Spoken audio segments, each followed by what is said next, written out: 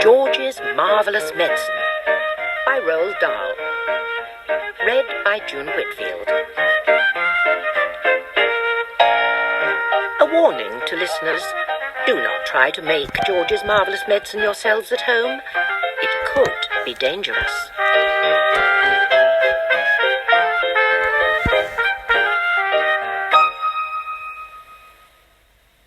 I'm going shopping in the village, George's mother said to George on Saturday morning. So be a good boy and don't get up to mischief. This was a silly thing to say to a small boy at any time. It immediately made him wonder what sort of mischief he might get up to. And don't forget to give Grandma her medicine at 11 o'clock, the mother said. Then out she went, closing the back door behind her. Grandma, who was dozing in her chair by the window, opened one wicked little eye and said, "Now you heard what your mother said, George. Don't forget my medicine." "No, Grandma," George said, "and just try to behave yourself for once while she's away." "Yes, Grandma," George said. George was bored to tears. He didn't have a brother or a sister. His father was a farmer, and the farm they lived on was miles away from anywhere, so there were never any children to play with. He was tired of staring at pigs and hens and cows and sheep. He was especially tired of having to live in the same house as that grisly old grunion of a grandma. Looking after her all by himself was hardly the most exciting way to spend a Saturday morning. "You can make me a nice cup of tea for a start," Grandma said to George. "That'll keep you out of mischief for a few minutes." "Yes, Grandma," George said. George couldn't help disliking Grandma. She was a selfish, grumpy old woman. She had pale brown teeth and a small, puckered-up mouth like a dog's bottom. "How much sugar in your tea today, Grandma?" George asked her. "1 spoon, she said, "and no milk." Most grandmothers are lovely, kind, helpful old ladies, but not this one. She spent all day and every day sitting in her chair by the window, and she was always complaining, grousing, grouching, grumbling, griping about something or other. Never once, even on her best days, had she smiled at George and said, "Well, how are you this morning, George?" Or, "Why don't you and I have a game of snakes and ladders?" Or, "How was school today?" She didn't seem to care about other people, only about herself. She was a miserable old grouch. George went into the kitchen and made Grandma a cup of tea with a tea bag. He put 1 spoon of sugar in it and no milk. He stirred the sugar well and carried the cup into the living room. Grandma sipped the tea. "It's not sweet enough," she said. "Put more sugar in." George took the cup back to the kitchen and added another spoonful of sugar. He stirred it again and carried it carefully in to Grandma. "Where's the saucer?" she said. "I won't have a cup without a saucer." George fetched her a saucer. "And what about a teaspoon, if you please?" "I've stirred it for you, Grandma. I stirred it well." "I'll stir my own tea, thank you very much. Fetch me a teaspoon." George fetched her a teaspoon. When George's mother or father were home, Grandma never ordered George about like this. It was only when she had him on her own that she began treating him badly. "You know what's the matter with you?" the old woman said, staring at George over the rim of the teacup with those bright, wicked little eyes. "You're growing too fast. Boys who grow too fast become stupid and lazy." "But I can't help it if I'm growing fast, Grandma," George said. "Course you can," she snapped. "Growing's a nasty, childish habit." "But we have to grow, Grandma. If we didn't grow, we'd never be grown-ups." "Rubbish, boy, rubbish," she said.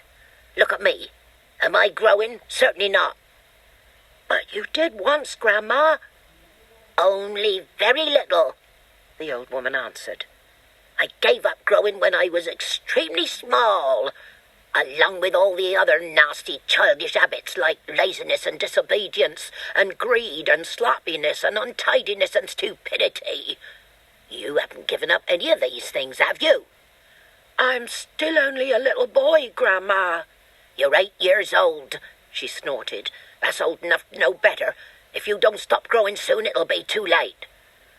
"Too late for what, Grandma?" "It's ridiculous," she went on. "You're nearly as tall as me already."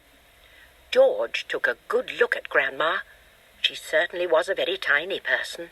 Her legs were so short she had to have a footstool to put her feet on, and her head only came halfway up the back of the armchair.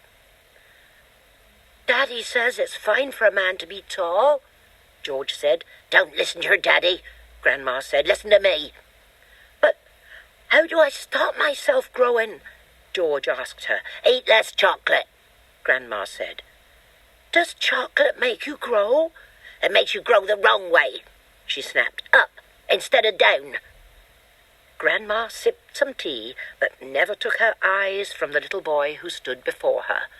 "Never grow up," she said. "Always down." "Yes, Grandma." "And stop eating chocolate. Eat cabbage instead." "Cabbage? Oh, no, I don't like cabbage," George said. "It's not what you like or what you don't like," Grandma snapped. "It's what's good for you that counts. From now on you must eat cabbage 3 times a day, mountains of cabbage, and if it's got caterpillars in it, so much the better." "Ouch!" George said. "Caterpillars give you brains," the old woman said. "Mummy washes them down the sink," George said. "Mummy's as stupid as you are," Grandma said. "Cabbage doesn't taste of anything without a few boiled caterpillars in it. Slugs, too." "Not slugs!" George cried out. "I couldn't eat slugs." "Whenever I see a live slug on a piece of lettuce," Grandma said, "I gobble it up quick before it crawls away. Oh, delicious."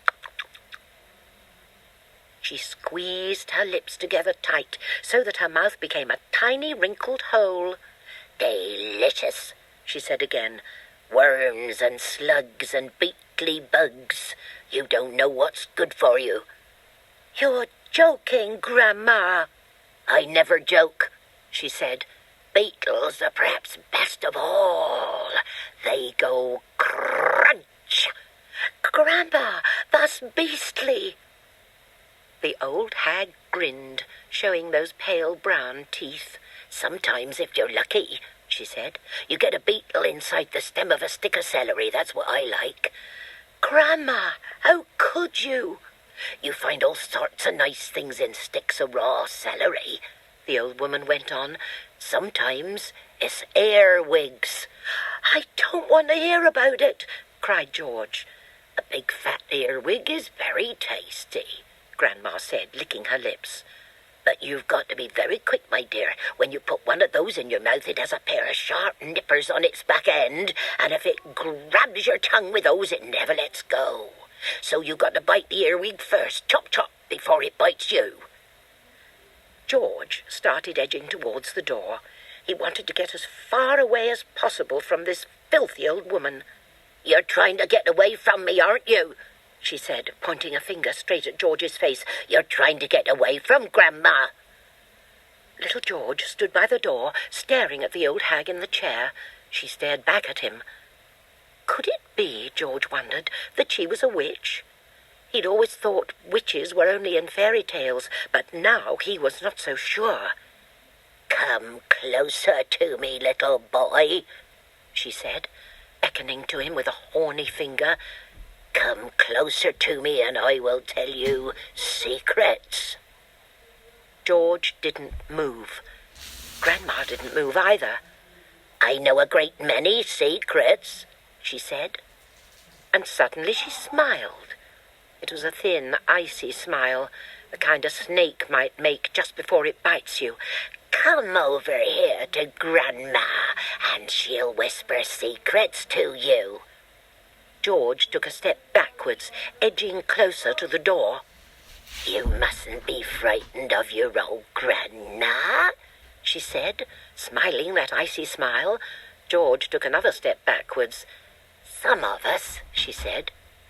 and all at once she was leaning forward in her chair and whispering in a throaty sort of voice George had never heard her use before.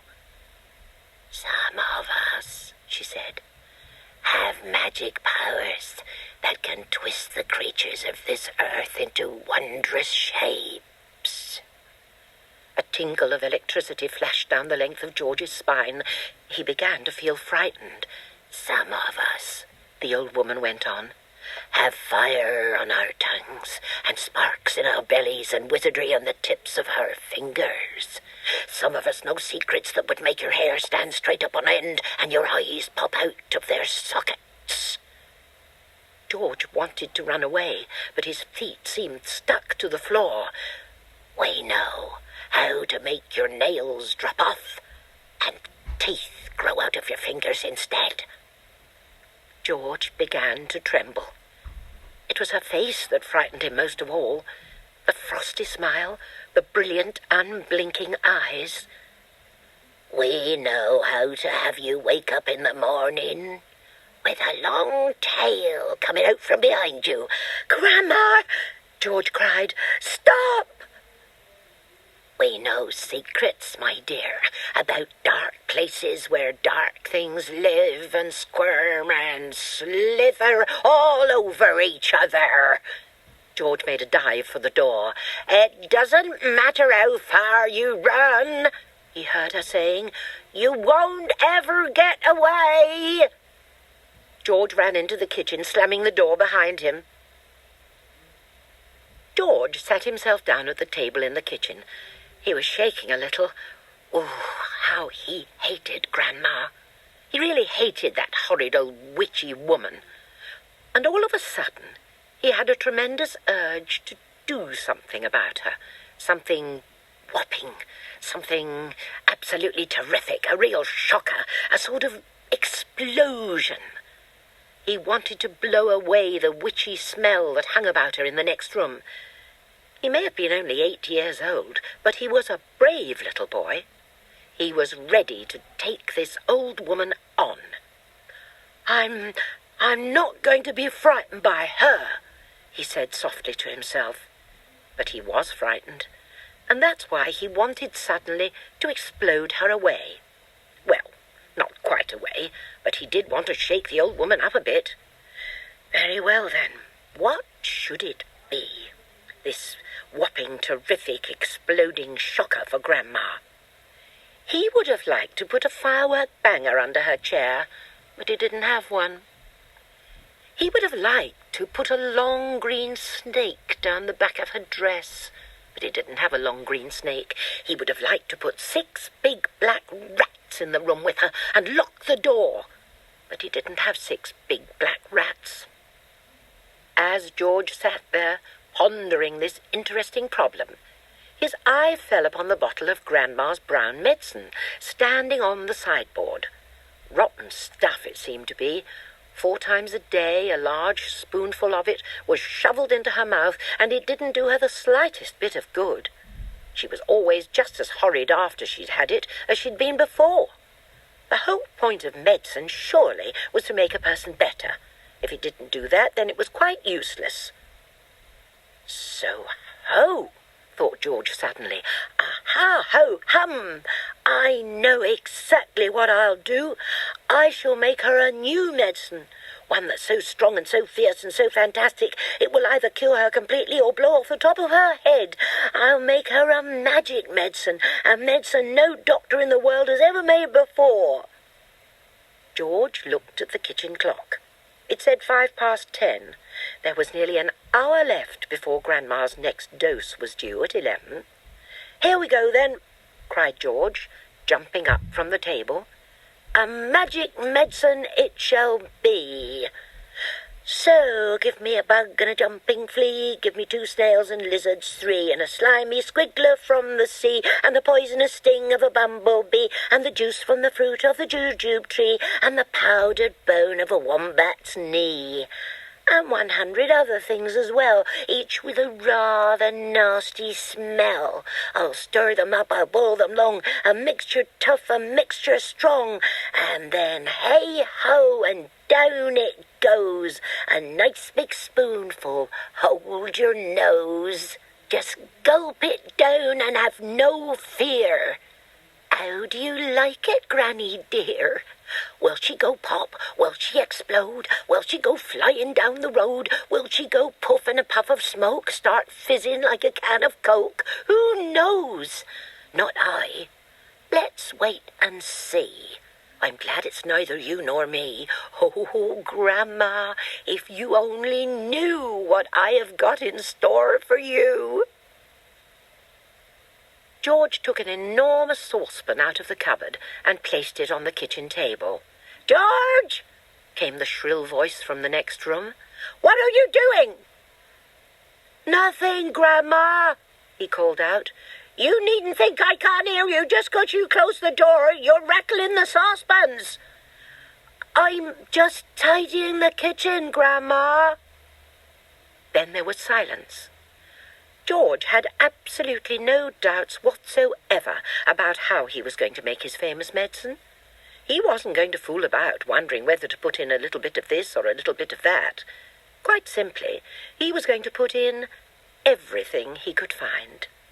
There would be no messing about, no hesitating, no wondering whether a particular thing would knock the old girl sideways or not.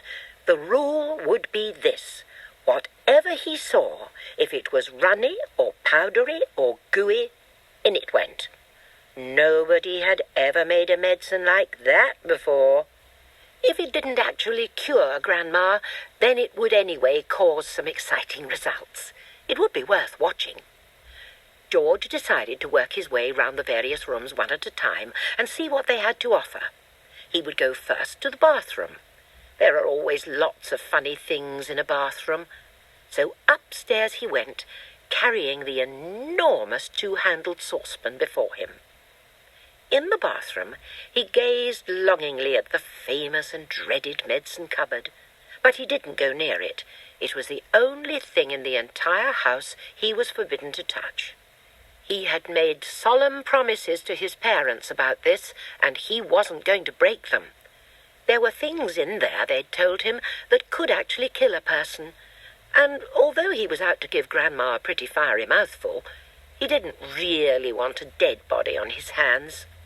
George put the saucepan on the floor and went to work. Number 1 was a bottle labelled Golden Gloss Hair Shampoo. He emptied it into the pan. "That ought to wash her tummy nice and clean," he said. He took a full tube of toothpaste and squeezed out the whole lot of it in one long worm. "Maybe that'll brighten up those horrid brown teeth of hers," he said.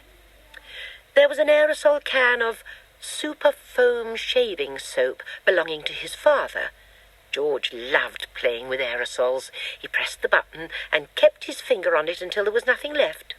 A wonderful mountain of white foam built up in the giant saucepan. With his fingers, he scooped out the contents of a jar of vitamin-enriched face cream. In went a small bottle of scarlet nail varnish. "If the toothpaste doesn't clean her teeth," George said, "then this will paint them as red as roses." He found another jar of creamy stuff labelled Hair Remover, Smear It on Your Legs, it said, and allowed to remain for 5 minutes. George tipped it all into the saucepan. There was a bottle with yellow stuff inside it called Dishworth's Famous Dandruff Cure. In it went. There was something called Brilident for cleaning false teeth. It was a white powder, in that went too. He found another aerosol can. Never more Ponking deodorant spray, guaranteed, it said, to keep away unpleasant body smells for a whole day. "Oh, she could use plenty of that," George said as he sprayed the entire can full into the saucepan. Liquid paraffin, the next one was called. It was a big bottle. He hadn't the faintest idea what it did to you, but he poured it in anyway. That, he thought, looking around him, was about all from the bathroom. On his mother's dressing table in the bedroom, George found yet another lovely aerosol can. It was called Helga's Hair Set. Hold 12 inches away from the hair and spray lightly. He squirted the whole lot into the saucepan. He did enjoy squirting these aerosols. There was a bottle of perfume called Flowers of Turnips. Smelled of old cheese, in it went, and in too went a large round box of powder. It was called pink plaster.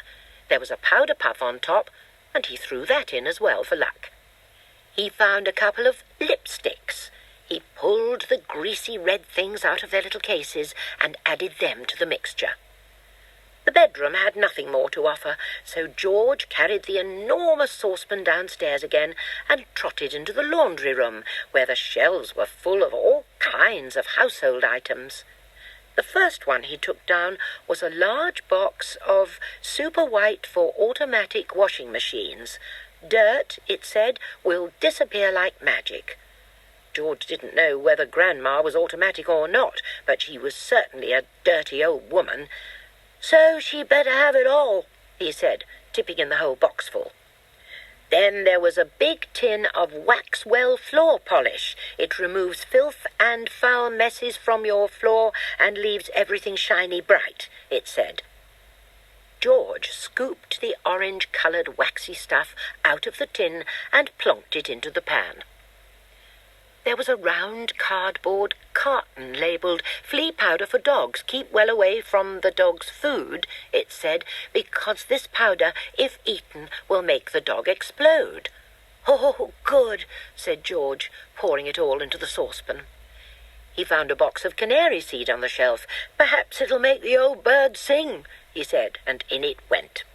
Next, George explored the box with shoe-cleaning materials, brushes and tins and dusters. "Well now," he thought, "Grandma's medicine is brown, so my medicine must also be brown or she'll smell a rat." The way to colour it, he decided, would be with brown shoe polish. The large tin he chose was labelled dark tan. Splendid. He scooped it all out with an old spoon and plopped it into the pan. He would stir it up later. On his way back to the kitchen, George saw a bottle of gin standing on the sideboard. Grandma was very fond of gin. She was allowed to have a small nip of it every evening. Now he would give her a treat. He would pour in the whole bottle. He did. Back in the kitchen, George put the huge saucepan on the table and went over to the cupboard that served as a larder. The shelves were bulging with bottles and jars of every sort. He chose the following and emptied them one by one into the saucepan.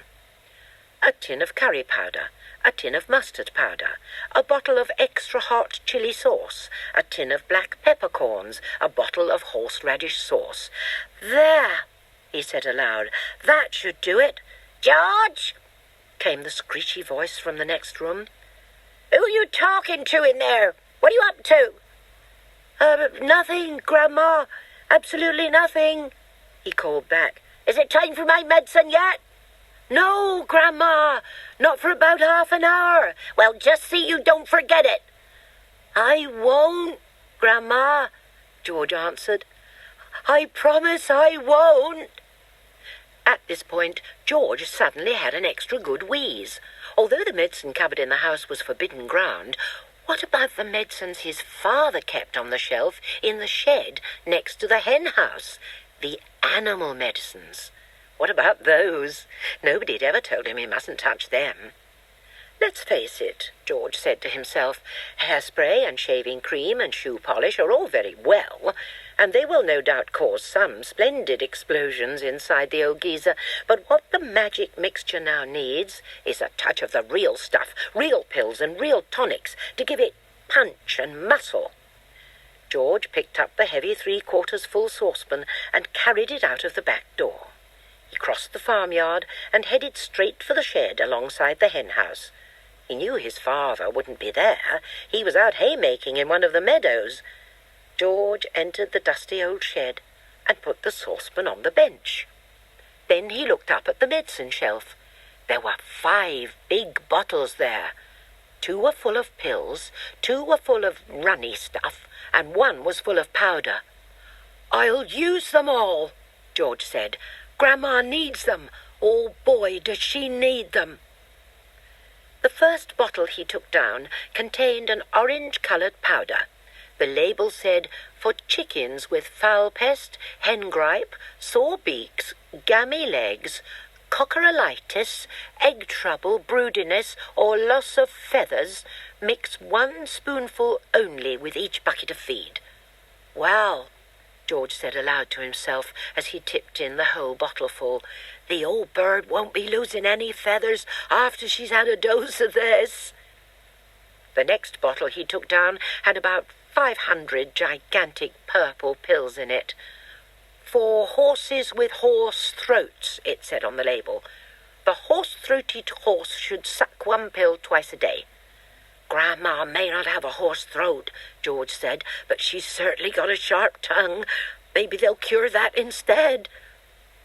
Into the saucepan went the 500 gigantic purple pills.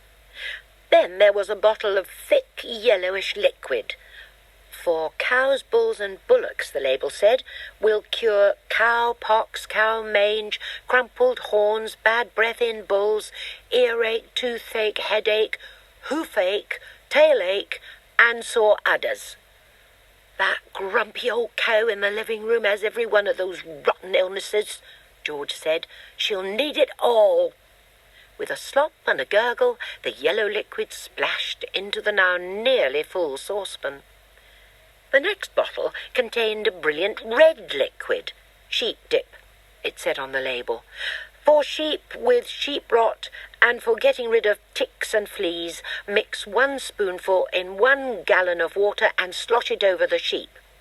Caution: do not make the mixture any stronger or the wool will fall out and the animal will be naked."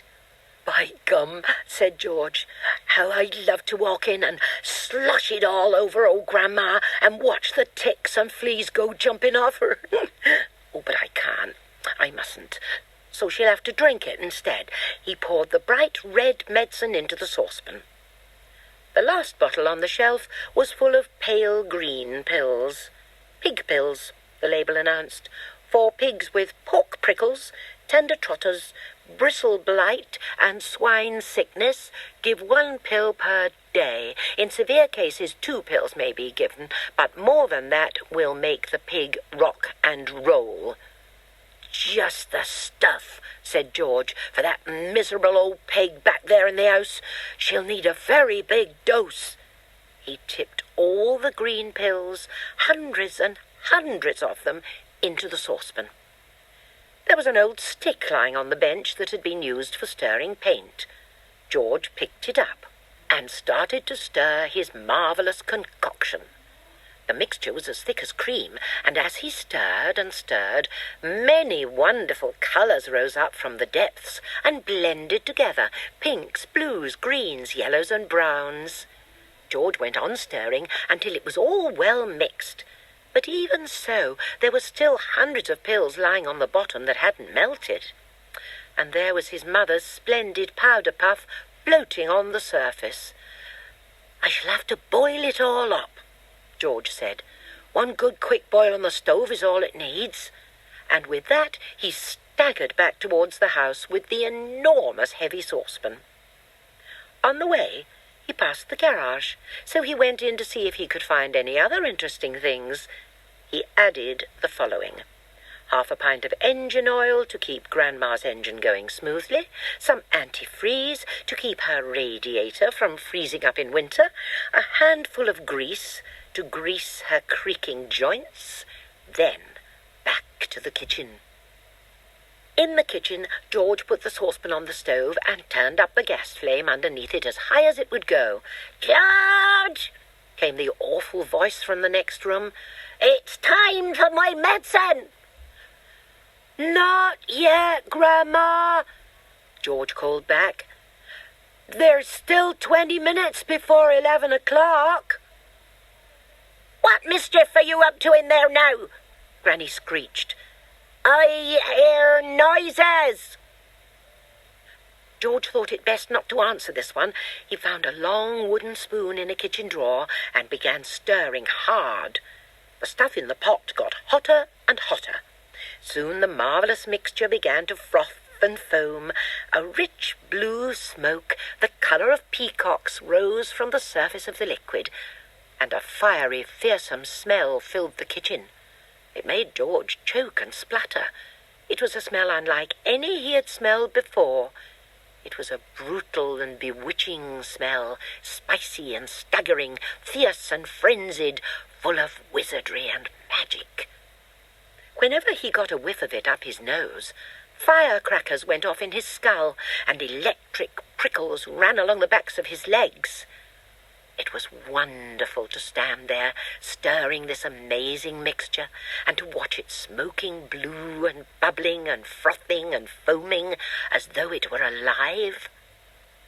At one point, he could have sworn he saw bright sparks flashing in the swirling foam. And suddenly, George found himself dancing around the steaming pot, chanting strange words that came into his head out of nowhere. Fiery broth and witch's brew, foamy froth and riches blue, fume and spume and spoondrift spray, fizzle, swizzle, shout hooray! Watch it sloshing, swashing, sploshing, hear it hissing, squishing, spissing. Grandma, better start to pray. George turned off the heat under the saucepan. He must leave plenty of time for it to cool down.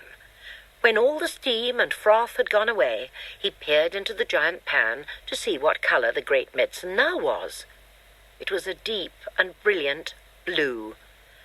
"It needs more brown in it," George said. "It simply must be brown or she'll get suspicious." George ran outside and dashed into his father's tool shed where all the paints were kept. There was a row of cans on the shelf, all colours, black, green, red, pink, white, and brown. He reached for the can of brown. The label said simply, "Dark brown, gloss paint, 1 quart." He took a screwdriver and prized off the lid. The can was 3/4 full. He rushed it back to the kitchen. He poured the whole lot into the saucepan. The saucepan was now full to the brim. Very gently, George stirred the paint into the mixture with the long wooden spoon. Aha! It was all turning brown, a lovely, rich, creamy brown. "Where's that medicine of mine, boy?" came the voice from the living room. "You're forgetting me. You're doing it on purpose, I shall tell your mother." "I'm not forgetting you, Grandma," George called back. "I'm thinking of you all the time. But there are still 10 minutes to go." "You're a nasty little maggot," the voice screeched back. "You're a lazy and disobedient little worm, and you're going too fast." George fetched the bottle of Grandma's real medicine from the sideboard. He took out the cork and tipped it all down the sink. He then filled the bottle with his own magic mixture by dipping a small jug into the saucepan and using it as a pourer. He replaced the cork. Had it cooled down enough yet? Not quite. He held the bottle under the cold tap for a couple of minutes. The label came off in the wet, but that didn't matter. He dried the bottle with a dishcloth. All was now ready. This was it. The great moment had arrived. "Medicine time, Grandma," he called out. "I should hope so too," came the grumpy reply. The silver tablespoon in which medicine was always given lay ready on the kitchen sideboard. George picked it up. Holding the spoon in one hand and the bottle in the other, he advanced into the living room. Grandma sat hunched in her chair by the window. The wicked little eyes followed George closely as he crossed the room towards her. "You're late," she snapped. "I don't think I am, Grandma." "Don't interrupt me in the middle of a sentence," she shouted. "But you'd finished your sentence, Grandma." "There you go again," she cried. "Always interrupting and arguing. You really are a tiresome little boy. What's the time?" "It's exactly 11 o'clock, Grandma." "You're lying as usual. Stop talking so much and give me my medicine. Shake the bottle first, then pour it into the spoon and make sure it's a whole spoonful." "Are you going to gulp it all down in one go?" George asked her. "Or will you sip it?" "What I do is none of your business," the old woman said. "Fill the spoon." As George removed the cork and began very slowly to pour the thick brown stuff into the spoon, he couldn't help thinking back upon all the mad and marvellous things that had gone into the making of this crazy stuff. The shaving soap, the hair remover, the dandruff cure, the automatic washing machine powder, the flea powder for dogs, the shoe polish, the black pepper, the horseradish sauce, and all the rest of them. Not to mention the powerful animal pills and powders and liquids, and the brown paint. "Open your mouth wide, Grandma," he said, "and I'll pop it in." The old hag opened her small wrinkled mouth, showing disgusting pale brown teeth. "Here we go," George cried out. "Swallow it down." He pushed the spoon well into her mouth and tipped the mixture down her throat. Then he stepped back to watch the result.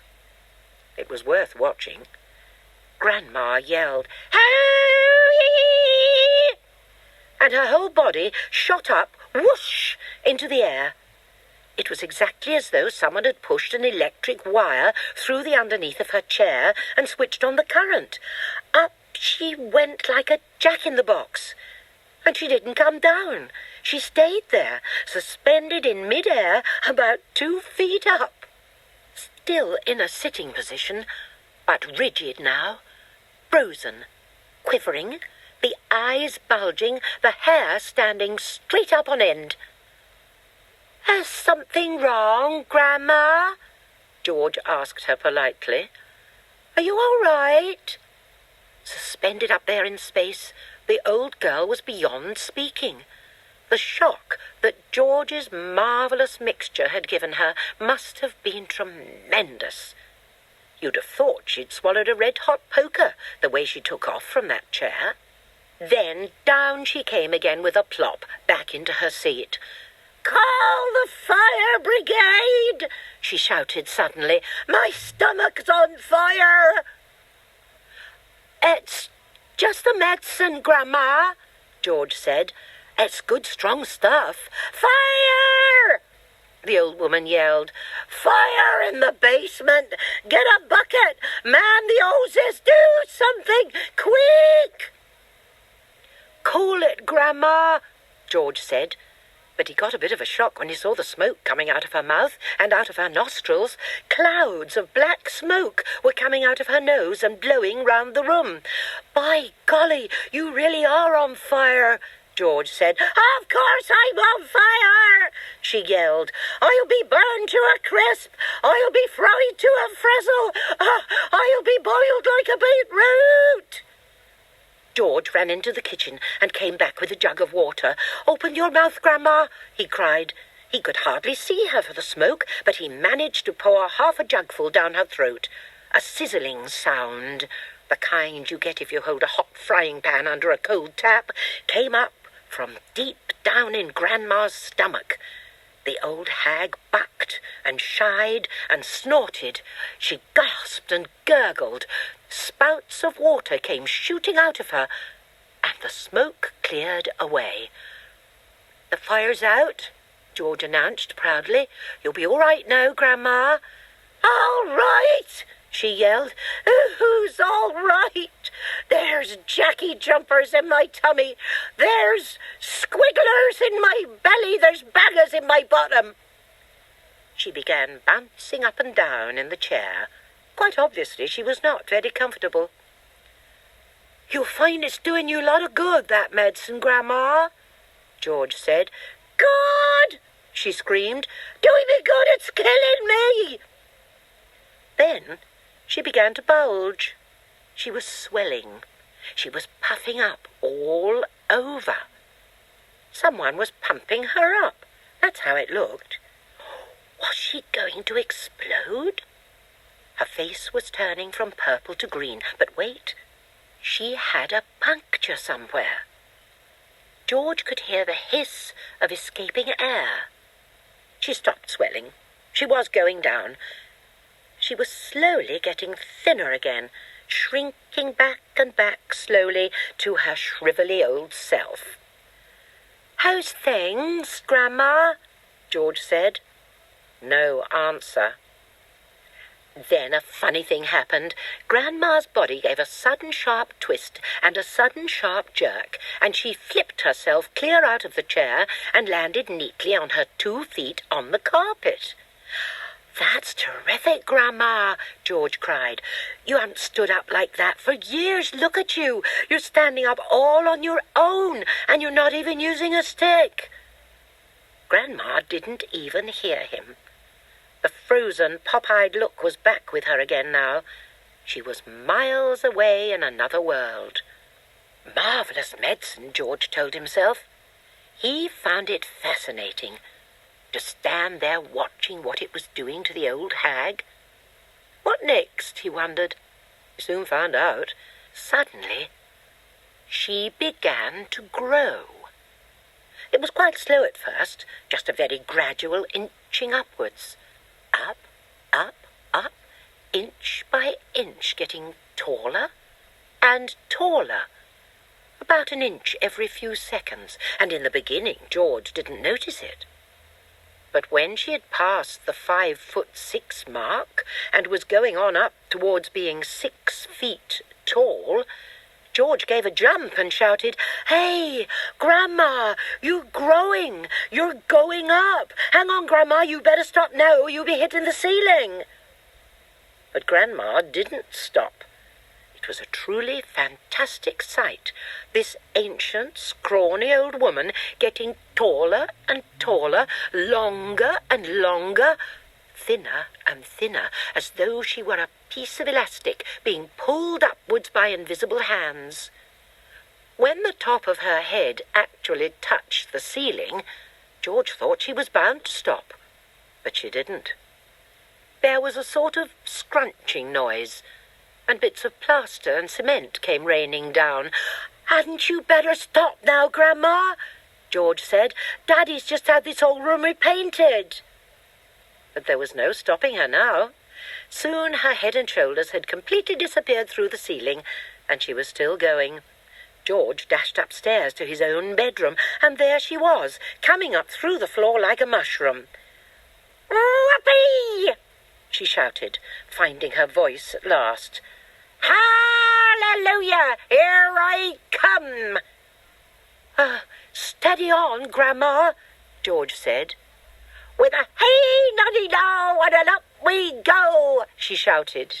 "Just watch me grow." "This is my room," George said. "Look at the mess you're making." "Terrific medicine," she cried. "Give me some more." "She's dotty as a doughnut," George thought. "Come on, boy, give me some more," she yelled. "Dish it out, I'm slowing down." George was still clutching the medicine bottle in one hand and the spoon in the other. Oh well, he thought, why not? He poured out a second dose and popped it into her mouth. "Howee!" she screamed, and up she went again. Her feet were still on the floor downstairs in the living room, but her head was moving quickly towards the ceiling of the bedroom. "I'm on my way now, boy," she called down to George. "Just watch me go." "That's the attic above you, Grandma," George called out. "I keep out of there, it's full of bugs and bogles." Crash! The old girl's head went through the ceiling as though it were butter. George stood in his bedroom, gazing at the shambles. There was a big hole in the floor and another in the ceiling. And sticking up like a post between the two was the middle part of Grandma. Her legs were in the room below, her head in the attic. "I'm still going," came the old screechy voice from up above. "Give me another dose, my boy, and let's go through the roof." "No, Grandma, no," George called back. "You're busting up the whole house." "To heck with the house," she shouted. I want some fresh air.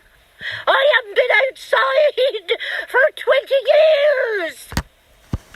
By golly, she is going through the roof, George told himself. He ran downstairs. He rushed out of the back door into the yard. It would be simply awful, he thought, if she bashed up the roof as well. His father would be furious, and he, George, would get the blame. He had made the medicine. He had given her too much. Don't come through the roof, Grandma, he prayed. Please don't.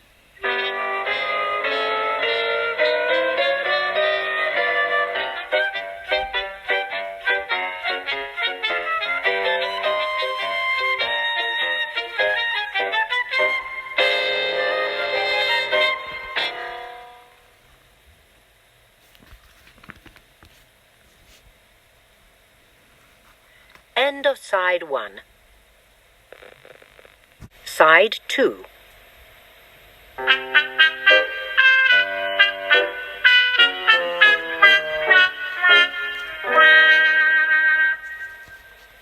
George stood in the farmyard, looking up at the roof. The old farmhouse had a fine roof of pale red tiles and tall chimneys. There was no sign of Grandma. There was only a song thrush sitting on one of the chimney pots singing a song.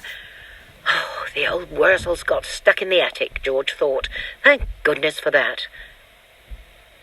Suddenly a tile came clattering down from the roof and fell into the yard.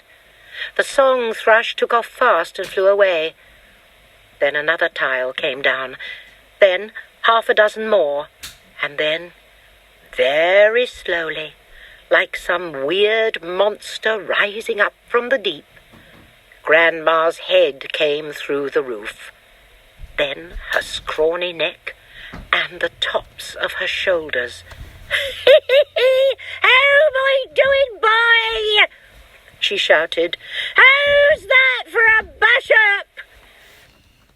Don't you think you'd better stop now, Grandma? George called out. I have stopped, she answered. I feel terrific. Didn't I tell you I had magic powers? Didn't I warn you I had wizardry in the tips of my fingers? But you wouldn't listen to me, would you? You wouldn't listen to your old Grandma. You didn't do it, Grandma, George shouted back to her. I did it. I made you a new medicine. A new medicine? You? What rubbish? She yelled. I did, George shouted. You're lying as usual, Grandma yelled. You're always lying. I'm not lying, Grandma, I swear I'm not. The wrinkled old face high up on the roof stared down suspiciously at George. Are you telling me you actually made a new medicine all by yourself? She shouted. Yes, Grandma, all by myself. I don't believe you, she answered. And I'm very comfortable up here. Fetch me a cup of tea. A brown hen was pecking about in the yard close to where George was standing. The hen gave him an idea. Quickly he uncorked the medicine bottle and poured some of the brown stuff into the spoon. Watch this, Grandma, he shouted. He crouched down, holding out the spoon to the hen. Chicken, he said. Chicken. Come here, have some of this. Chickens are stupid birds and very greedy. They think everything is food. This one thought the spoon was full of corn. It hopped over, it put its head on one side and looked at the spoon. Come on, chicken, George said. Good, chicken, chick. The brown hen stretched out its neck towards the spoon and went back. It got a beakful of medicine. The effect was electric. Shrieked the hen, and it shot straight up into the air like a rocket. It went as high as the house. Then down it came again into the yard, splosh, and there it sat, with its feathers all sticking straight out from its body. There was a look of amazement on its silly face. George stood watching it. Grandma up on the roof was watching it too. The hen got to its feet. It was rather shaky. It was making funny gurgling noises in its throat. Its beak was opening and shutting. It seemed like a pretty sick hen. "You've done it in, you stupid boy!" Grandma shouted. "That hen's going to die! Your father will be after you now. He'll give you socks and serve you right." All of a sudden, black smoke started pouring out of the hen's beak. "It's on fire!" Grandma yelled. "The hen's on fire!" George ran to the water trough to get a bucket of water.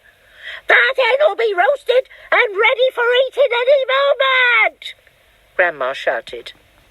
George sloshed the bucket of water over the hen. There was a sizzling sound, and the smoke went away. "Old hen's laid its last egg!" Grandma shouted. "Hens don't do any laying after they've been on fire." Now that the fire was out, the hen seemed better. It stood up properly. It flapped its wings. Then it crouched down low to the ground, as though getting ready to jump. It did jump. It jumped high in the air and turned a complete somersault, then landed back on its feet. "It's a circus hen!" Grandma shouted from the rooftop. "It's a flipping acrobat!" Now the hen began to grow. George had been waiting for this to happen. "It's growing!" he yelled. "It's growing, Grandma! Look, it's growing!" Bigger and bigger, taller and taller it grew. Soon the hen was 4 or 5 times its normal size. "Can you see it, Grandma?" George shouted. "I can see it, Bert!" the old girl shouted back. "I'm watching it!" George was hopping about from one foot to the other with excitement, pointing at the enormous hen and shouting, "It's had the magic medicine, Grandma, and it's growing just like you did." But there was a difference between the way the hen was growing and the way Grandma grew. When Grandma grew taller and taller, she got thinner and thinner. The hen didn't. It stayed nice and plump all along. Soon it was taller than George, but it didn't stop there. It went right on growing until it was about as big as a horse. Then it stopped. "Doesn't it look marvellous, Grandma?" George shouted. "It's not as tall as me," Grandma sang out. "Compared with me, that hen is titchy small. I am the tallest of them all." At that moment, George's mother came back from shopping in the village. She drove her car into the yard and got out. She was carrying a bottle of milk in one hand and a bag of groceries in the other. The first thing she saw was the gigantic brown hen towering over little George. She dropped the bottle of milk. Then Grandma started shouting at her from the rooftop, and when she looked up and saw Grandma's head sticking up through the tiles, she dropped the bag of groceries. "How about that then, eh, Mary?" Grandma shouted. "I'll bet you've never seen a hen as big as that. That's George's giant hen, that is." But, stammered George's mother. "It's George's magic medicine," Grandma shouted. "We both of us had it, the hen and I." "But how in the world did you get up on the roof?" cried the mother. "I didn't," cackled the old woman. "My feet are still standing on the floor in the living room." Well, this was too much for George's mother to understand. She just goggled and gaped. She looked as though she was going to faint. A second later, George's father appeared. His name was Mr. Killiecrankie. Mr. Cranky was a small man with bandy legs and a huge head. He was a kind father to George, but he was not an easy person to live with, because even the smallest things got him all worked up and excited. The hen standing in the yard was certainly not a small thing, and when Mr. Cranky saw it, he started jumping about as though something was burning his feet. "Great heavens!" he cried, waving his arms. "What's this? What's happened? Where did it come from? It's a giant hen. Who did it?" "I did," George said. "Look at me!" Grandma shouted from the rooftop. "Never mind about the hen. What about me?" Mr. Cranky looked up and saw Grandma. "Shut up, Grandma," he said. It didn't seem to surprise him that the old girl was sticking up through the roof. It was the hen that excited him. He'd never seen anything like it. But then, who had? "Oh, it's fantastic!" Mr. Cranky shouted, dancing round and round. "It's colossal! It's gigantic! It's tremendous! It's a miracle! How did you do it, George?" George started telling his father about the magic medicine. While he was doing this, the big brown hen sat down in the middle of the yard and went,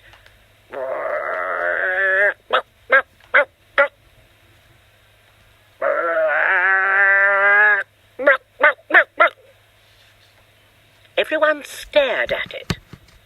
When it stood up again, there was a brown egg lying there. The egg was the size of a football. "Oh, that egg would make scrambled eggs for 20 people," Mrs. Cranky said. "George," Mr. Cranky shouted, "how much of this medicine have you got?" "Lots," George said. "There's a big saucepan full in the kitchen, and this bottle here's nearly full." "Come with me," Mr. Cranky yelled, grabbing George by the arm. "Bring the medicine. For years and years I've been trying to breed bigger and bigger animals, bigger bulls for beef, bigger pigs for pork, bigger sheep for mutton." They went to the pigsty first. George gave a spoonful of medicine to the pig. The pig blew smoke from its nose and jumped about all over the place. Then it grew and grew. They went to the herd of fine black bullocks that Mr. Cranky was trying to fatten for the market.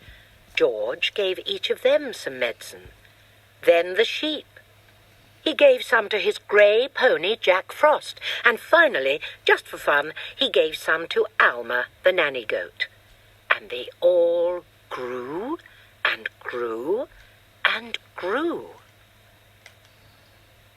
Grandma, from high up on the rooftop, could see everything that was going on, and she didn't like what she saw. She wanted to be the centre of attention, and nobody was taking the slightest notice of her. George and Mr. Cranky were running round and getting excited about the enormous animals. Mrs. Cranky was washing up in the kitchen, and Grandma was all alone on the rooftop. "Hey, you!" she yelled. "George, get me a cup of tea this minute, you idle little beast!" "Don't listen to the old goat," Mr. Cranky said. "She's stuck where she is, and a good thing too." "But we can't leave her up there, Dad," George said. "What if it rains?" "George!" Grandma yelled. "Oh, you horrible little boy! You disgusting little worm! Fetch me a cup of tea at once and a slice of currant cake." "We'll have to get her out, Dad," George said. "She won't give us any peace if we don't." Mrs. Cranky came outside and she agreed with George. "She's my own mother," she said. "She's a pain in the neck," Mr. Cranky said. "I don't care," Mrs. Cranky said. "I'm not leaving my own mother sticking up through the roof for the rest of her life." So, in the end, Mr. Cranky telephoned the crane company and asked them to send their biggest crane out to the house at once.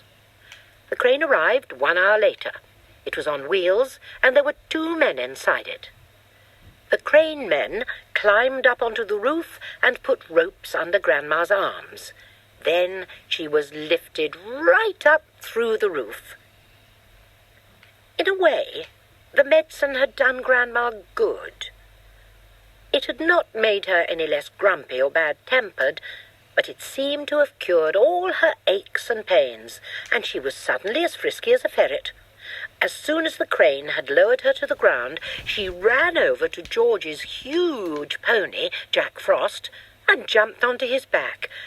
This ancient old hag, who was now as tall as a house, then galloped about the farm on the gigantic pony, jumping over trees and sheds and shouting, "Out of my way! Clear the decks! Stand back, all you miserable midgets, or I'll trample you to death!" and other silly things like that. But because Grandma was now much too tall to get back into the house, she had to sleep that night in the hay barn with the mice and the rats. The next day, George's father came down to breakfast in a state of greater excitement than ever. "I've been awake all night thinking about it," he cried. "About what, Dad?" George asked him. "About your marvellous medicine, of course. We can't stop now, my boy. We must start making more of it at once, more and more and more." The giant saucepan had been completely emptied the day before because there had been so many sheep and pigs and cows and bullocks to be dosed. "But why do we need more, Dad?" George asked. "We've done all our own animals, and we've made Grandma feel as frisky as a ferret, even though she does have to sleep in the barn." "My dear boy," cried Mr. Killiecranky, "we need barrels and barrels of it, tons and tons, and then we will sell it to every farmer in the world, so that all of them can have giant animals. We will build a marvellous medicine factory and sell the stuff in bottles at £5 a time. We'll become rich, and you'll become famous." "But wait a minute, Dad," George said. "There's no waiting," cried Mr. Cranky, working himself up so much that he put butter in his coffee and milk on his toast. "Don't you understand what this tremendous invention of yours is going to do to the world? Nobody will ever go hungry again." "Why won't they?" asked George. "Because one giant cow will give 50 buckets of milk a day," cried Mr. Cranky, waving his arms. "One giant chicken will make 100 fried chicken dinners, and one giant pig will give you 1,000 pork chops. It's tremendous, my dear boy. It's fantastic. It'll change the world." "But wait a minute, Dad," George said again. "Don't keep saying wait a minute," shouted Mr. Cranky. "There isn't a minute to wait. We must get cracking at once." "Do calm down, my dear," Mrs. Cranky said from the other end of the table, "and stop putting marmalade on your cornflakes." "The heck with my cornflakes!" cried Mr. Cranky, leaping up from his chair. "Come on, George, let's get going, and the first thing we'll do is to make one more saucepan full as a tester." "But, Dad," said little George, "the trouble is—" "There won't be any trouble, my boy," cried Mr. Cranky. "How can there possibly be any trouble? All you got to do is put the same stuff in the saucepan as you did yesterday, and while you're doing it, I'll write down each and every item. That's how we'll get the magic recipe." "But, Dad," George said, "please listen to me." "Why don't you listen to him?" Mrs. Cranky said. "The boy's trying to tell you something." But Mr. Cranky was too excited to listen to anyone except himself. "And then," he cried, "when the new mixture's ready, we'll test it out on an old hen, just to make absolutely sure we've got it right. And after that, we'll all shout, 'Hooray!' and build the giant factory." "But, Dad—" "Oh, come on then. What is it you want to say?" "I can't possibly remember all the hundreds of things I put into the saucepan to make the medicine," George said. "Of course you can, my dear boy," cried Mr. Cranky. "I'll help you. I'll jog your memory. You get it in the end. You see if you don't. Now then, what was the very first thing you put in?" I went up to the bathroom first," George said. "I used a lot of things in the bathroom, and on Mummy's dressing table. Come on then, cried Mr. Killiecranky. Up we go to the bathroom. When they got there, they found, of course, a whole lot of empty tubes and empty aerosols and empty bottles. That's great, said Mr. Cranky. That tells us exactly what you used. If anything's empty, it means you used it. So Mr. Cranky started making a list of everything that was empty in the bathroom. Then they went to Mrs. Cranky's dressing table. A box of powder, said Mr. Cranky, writing it down. Helga's air set. Flowers of turnips perfume. Oh, terrific. This is going to be easy. Where'd you go next? To the laundry room, George said. But are you sure you haven't missed anything out up here, Dad? That's up to you, my boy, Mr. Cranky said. Have I? I don't think so, George said. So down they went to the laundry room, and once again Mr. Cranky wrote down the names of all the empty bottles and cans. My goodness me, what a mass of stuff you used, he cried. No wonder it did magic things. Is that the lot? No, Dad, it's not, George said, and he led his father out to the shed where the animal medicines were kept, and showed him the 5 big empty bottles up on the shelf. Mr. Cranky wrote down all their names. Anything else? Mr. Cranky asked. Little George scratched his head and thought, but he couldn't remember having put anything else in. Mr. Killiecranky leapt into his car and drove down to the village and bought new bottles and tubes and cans of everything on his list. He then went to the vet and got a fresh supply of all the animal medicines George had used. Now, show me how you did it, George, he said. Come along, show me exactly how you mixed them all together. They were in the kitchen now, and the big saucepan was on the stove. All the things Mr. Cranky had bought were lined up near the sink. Come along, my boy, cried Mr. Killiecranky. Which one do you put in first? This one, George said. Golden Gloss hair shampoo. He emptied the bottle into the pan. Now the toothpaste, George went on, and the shaving soap and the face cream and the nail varnish. Keep at it, my boy, cried Mr. Cranky, dancing round the kitchen. Keep putting them in. Don't stop, don't pause, don't hesitate. Oh, it's a pleasure, my dear fellow, to watch you work. One by one, George poured and squeezed the things into the saucepan. With everything so close at hand, the whole job didn't take him more than 10 minutes. But when it was all done, the saucepan didn't somehow seem to be quite as full as it had been the first time. Now, what did you do? Cried Mr. Cranky. Did you stir it? I boiled it, George said, but not for long, and I stirred it as well. So Mr. Cranky lit the gas under the saucepan, and George stirred the mixture with the same long wooden spoon he'd used before. It's not brown enough, George said. Oh, wait a minute, I know what I've forgotten. What? Cried Mr. Cranky. Tell me quick, because if we've forgotten even one tiny thing, then it won't work, at least not in the same way. A quart of brown gloss paint, George said. That's what I've forgotten. Mr. Killiecranky shot out of the house and into his car like a rocket. He sped down to the village and bought the paint and rushed back again. He opened the can in the kitchen and handed it to George. George poured the paint into the saucepan. Aha! That's better, George said. That's more like the right colour. It's boiling!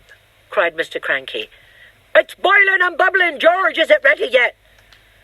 It's ready, George said. At least I hope it is. Right, shouted Mr. Cranky, hopping about.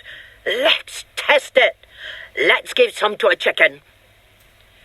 My heavens alive, why don't you calm down a bit?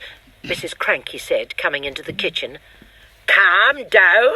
Cried Mr. Cranky. You expect me to calm down? And here we are mixing up the greatest medicine ever discovered in the history of the world.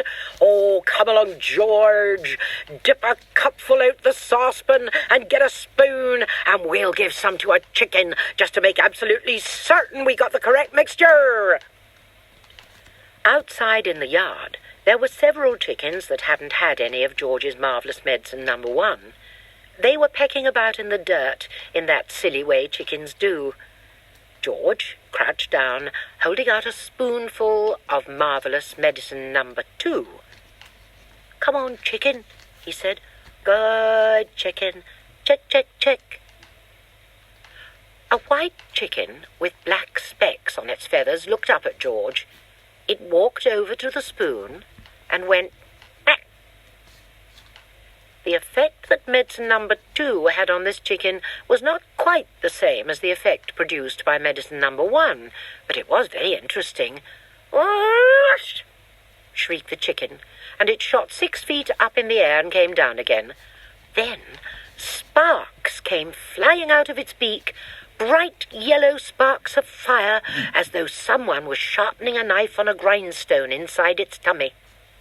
Then its legs began to grow longer. Its body stayed the same size, but the 2 thin yellow legs got longer and longer and longer and longer still. "What's happening to it?" cried Mr. Killiecranky. "Something's wrong," George said. The legs went on growing, and the more they grew, the higher up into the air went the chicken's body. When the legs were about 15 feet long, they stopped growing. The chicken looked perfectly absurd, with its long, long legs and its ordinary little body perched high up on top. It was like a chicken on stilts. "Oh, my sainted aunts," cried Mr. Killiecranky. "We've got it wrong. This chicken's no good to anybody. It's all legs. No one wants chicken's legs." "I must have left something out," George said. "I know you left something out," cried Mr. Cranky. "Think, boy, think. What was it you left out?" "I've got it," said George. "What was it? Quick." "Flea powder for dogs," George said. "You mean you put flea powder in the first one?" "Yes, Dad, I did. A whole carton of it." "Then that's the answer." "Oh, wait a minute," said George. "Did we have brown shoe polish on our list?" "We did not," said Mr. Cranky. "I used that too," said George. "Well, no wonder it went wrong," said Mr. Cranky. He was already running to his car, and soon he was heading down the village to buy more flea powder and more shoe polish. "Here it is," cried Mr. Killiecranky, rushing into the kitchen. "1 carton of flea powder for dogs and 1 tin of brown shoe polish." George poured the flea powder into the giant saucepan. Then he scooped the shoe polish out of its tin and added that as well. "Stir it up, George," shouted Mr. Cranky. "Give it another boil. We've got it this time, I'll bet we've got it." After Marvellous Medicine number 3 had been boiled and stirred, George took a cupful of it out into the yard to try it on another chicken. Mr. Cranky ran after him, flapping his arms and hopping with excitement. "Come and watch this one," he called out to Mrs. Cranky. "Come and watch us turning an ordinary chicken into a lovely, great big one that lays eggs as large as footballs." "I hope you do better than last time," said Mrs. Cranky, following them out. "Come on, chicken," said George, holding out a spoonful of medicine number 3. "Good chicken. Chick, chick, chick, chick, chick. Have some of this lovely medicine." A magnificent black cockerel with a scarlet comb came stepping over. The cockerel looked at the spoon, and it went, "Cock-a-doodle-dee!" squawked the cockerel, shooting up into the air and coming down again. "Watch him now!" cried Mr. Cranky. "Watch him grow. Any minute he's going to start getting bigger and bigger." Mr. Killiecranky, Mrs. Cranky, and little George stood in the yard staring at the black cockerel. The cockerel stood quite still. It looked as though it had a headache.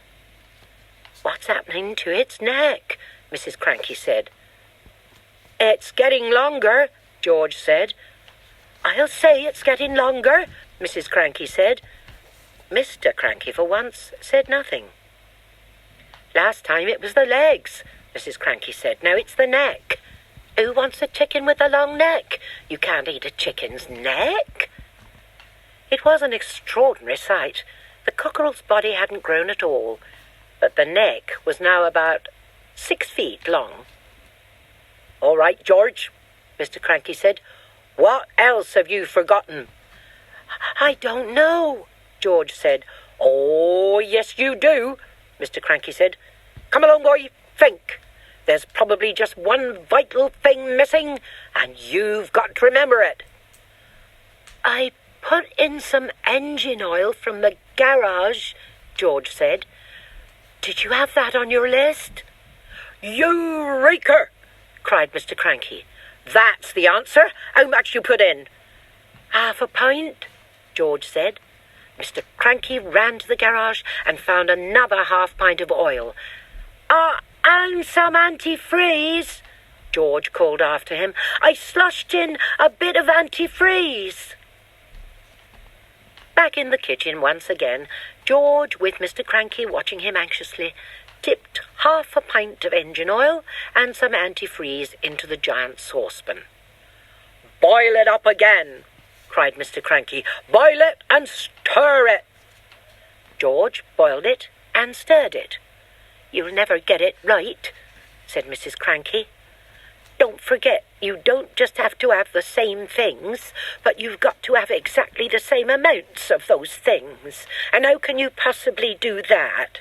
"You keep out of this," cried Mr. Cranky. "We're doing fine. We got it this time. You see if we haven't." This was George's marvellous medicine number 4, and when it had boiled for a couple of minutes, George once again carried a cupful of it out into the yard. Mr. Cranky ran after him. Mrs. Cranky followed more slowly. "You're going to have some mighty queer chickens around here if you go on like this," she said. "Dish it out, George," cried Mr. Cranky. "Give a spoonful to that one over there." He pointed to a brown hen. George knelt down and held out the spoon with the new medicine in it. "Chick, chick, chick," he said. "Try some of this." The brown hen walked over and looked at the spoon, and then it went, it said. Then a funny whistling noise came out of its beak. "Watch it grow," shouted Mr. Cranky. "Don't be too sure," said Mrs. Cranky. "Why's it whistling like that?" "Keep quiet, woman," cried Mr. Cranky. "Give it a chance." They stood there staring at the brown hen. It's getting smaller," George said. "Look at it, Dad, it's shrinking." And indeed it was. In less than a minute, the hen had shrunk so much it was no bigger than a new hatched chick. It looked ridiculous. "There's still something you've left out," Mr. Cranky said. "I can't think what it could be," George said. "Give it up," Mrs. Cranky said. "Pack it in, you'll never get it right." Mr. Cranky looked very forlorn. George looked pretty fed up, too. He was still kneeling on the ground with the spoon in one hand and the cup full of medicine in the other. The ridiculous tiny brown hen was walking slowly away. At that point, Grandma came striding into the yard. From her enormous height, she glared down at the 3 people below her, and she shouted, "What's going on around here? Why hasn't anyone brought me my morning cup of tea? It's bad enough having to sleep in the yard with the rats and mice, but I'd be blowed if I'm going to starve as well. No tea, no eggs and bacon, no buttered toast." "I'm sorry, Mother," Mrs. Cranky said. "We've been terribly busy. I'll get you something right away." "Let George get it, the lazy little brute!" Grandma shouted.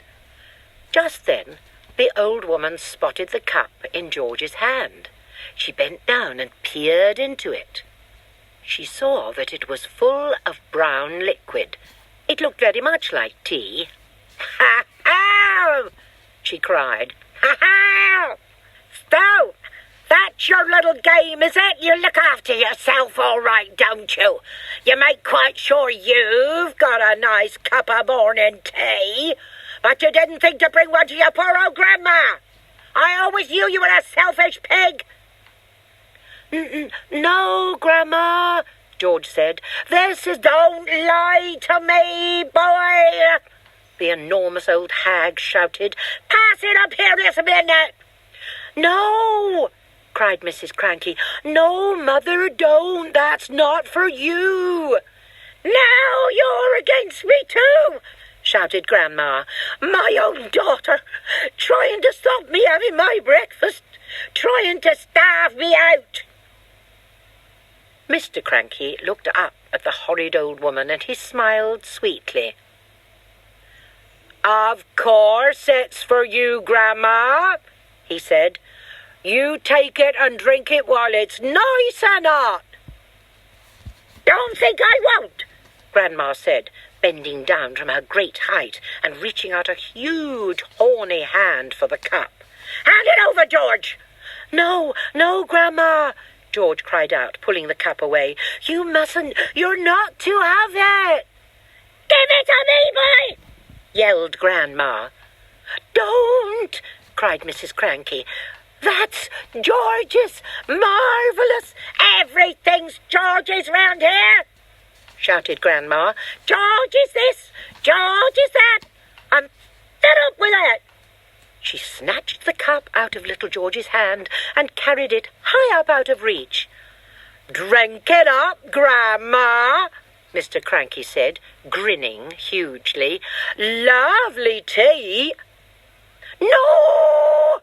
the other two cried. "No, no, no!" But it was too late. The ancient beanpole had already put the cup to her lips, and in one gulp she swallowed everything that was in it.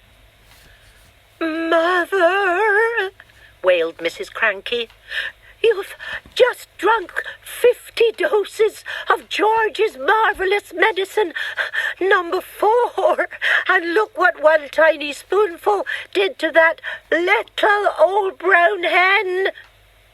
But Grandma didn't even hear her. Great clouds of steam were already pouring out of her mouth, and she was beginning to whistle. "This is going to be interesting," Mr. Cranky said, still grinning.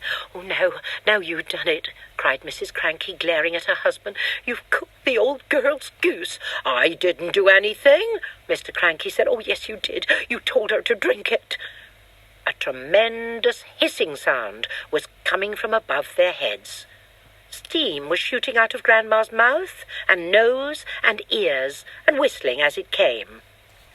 "Well, she'll feel better after she's let off a bit of steam," Mr. Cranky said. "She's going to blow up," Mrs. Cranky wailed. "Her boiler's going to burst." "Stand clear," Mr. Cranky said. George was quite alarmed. He stood up and ran back a few paces. The jets of white steam kept squirting out of the skinny old hag's head, and the whistling was so high and shrill it hurt the ears. "Call the fire brigade," cried Mrs. Cranky. "Call the police. Man the hose pipes." "Too late," said Mr. Cranky, looking pleased. "Grandma!" shrieked Mrs. Cranky. "Mother! Run to the drinking trough and put your head under the water." But even as she spoke, the whistling suddenly stopped, and the steam disappeared. That was when Grandma began to get smaller. She'd started off with her head as high as the roof of the house, but now she was coming down fast. "Watch this, George!" Mr. Cranky shouted, hopping around the yard and flapping his arms. "Watch what happens when someone's had 50 spoonfuls instead of 1. Very soon, Grandma was back to normal height. "Oh, stop!" cried Mrs. Cranky. "That's just right." But she didn't stop. Smaller and smaller she got. Down and down she went. In another half-minute she was no bigger than a bottle of lemonade. "How do you feel, Mother?" asked Mrs. Cranky anxiously. Grandma's tiny face still bore the same foul and furious expression it had always had. Her eyes, no bigger now than little keyholes, were blazing with anger. "Oh, do I feel?" she yelled. "Oh, do you think I feel? How would you feel if you'd been a glorious giant a minute ago, and suddenly you're a miserable midget?" "She's still going!" shouted Mr. Cranky gleefully. "She's still getting smaller!" And by golly she was. When she was no bigger than a cigarette, Mrs. Cranky made a grab for her.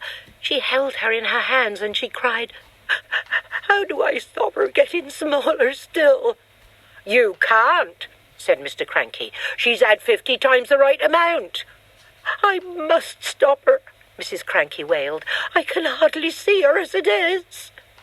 "Catch hold of each end and pull," Mr. Cranky said. By then, Grandma was the size of a matchstick and still shrinking fast. A moment later, she was no bigger than a pin, then a pumpkin seed, then... "Where is she?" cried Mrs. Cranky. "I've lost her." "Hooray!" said Mr. Cranky. "She's gone. She's disappeared completely," cried Mrs. Cranky. "Well, that's what happens to you if you're grumpy and bad-tempered," said Mr. Cranky. "Great medicine of yours, George." George didn't know what to think. For a few minutes, Mrs. Cranky kept wandering around with a puzzled look on her face, saying, "Mother, where are you? Where have you gone? Where have you got to? How can I find you?" But she calmed down quite quickly, and by lunchtime she was saying, Well, I suppose it's all for the best, really. She was a bit of a nuisance around the house, wasn't she?" "Yes," Mr. Cranky said. "She most certainly was." George didn't say a word. He felt quite trembly. He knew something tremendous had taken place that morning. For a few brief moments, he had touched with the very tips of his fingers the edge of a magic world.